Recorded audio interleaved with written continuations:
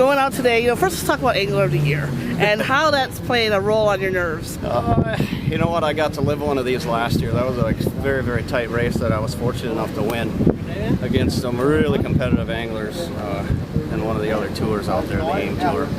So that definitely helps with the mindset. That race last year came right down to the very last day.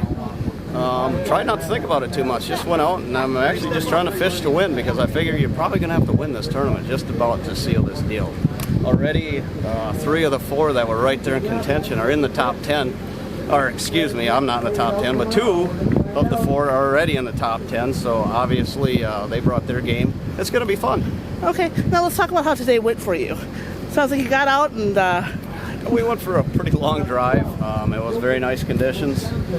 I think we ran 55 miles or so, and we got down there and I made my first couple passes and I'm like, oh, this is not good. The water cooled off and the fish just weren't there or weren't going. We shifted around a little bit, tried to play the wind game, and we found them, and then we got them pretty quick once we found them. We started off with one about 5.5, and then we got a triple, and I mean, they came pretty quick, a double. And I would say actually we caught our bag in probably less than 2 hours. Then I actually kind of went pre-fishing trying to find a real big one, but that didn't pan out. Apparently I should have stayed a little longer. I figured I'd be sitting a little better than I would be than I am right now, but this place changes every day. So the wind rolled around again. We'll see what happens tomorrow. Now let's talk about the importance of water temperature.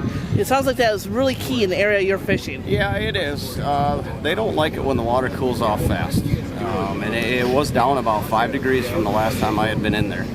The wind direction yesterday blew some of that north water in there, which comes out of the big lake, and it's obviously colder.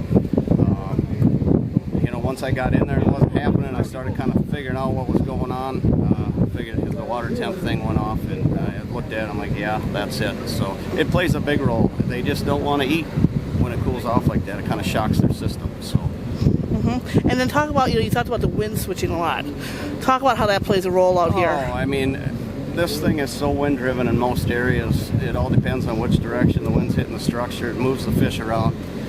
And this whole week it is just, when we do have wind, it's a different direction every time we get it. And now it rolled around again this afternoon, came 180. So, I don't know what tomorrow will bring. Right now it's probably blowing, it is blowing right into where I'm fishing. So that should help me. It'll warm the water back up.